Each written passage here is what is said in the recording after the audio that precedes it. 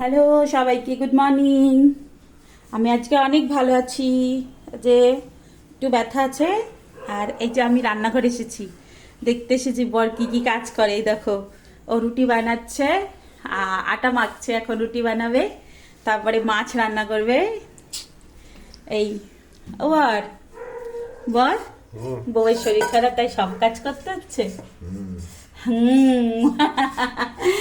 তাড়াতাড়ি ঠিক হয়ে যাবো, তারপরে আমি সব করবো, ঠিক আছে? ওকে। দেখো কি করবে বলো, এক হাত দিয়ে তো কাজ করা যায় না, তাই না? আর যখন কাজ করি তো ব্যথা হয়, তার জন্য এখনো আমাকে স্নান করাতে লাগবে আজকে, বুঝলে? অনেক কাজ আছে। তো চুল দেখো আমার, ও বেঁধে দিচ্ছে চুলটা। আরে ভালোই তো বেঁধেছে চুলটা, পনিটেল করে দিয়েছে, পনিটেল। চলো সবাইকে টাটা। খুব তাড়াতাড়ি ভিডিও আনছি, ওকে? দারুণ দারুণ ভিডিও।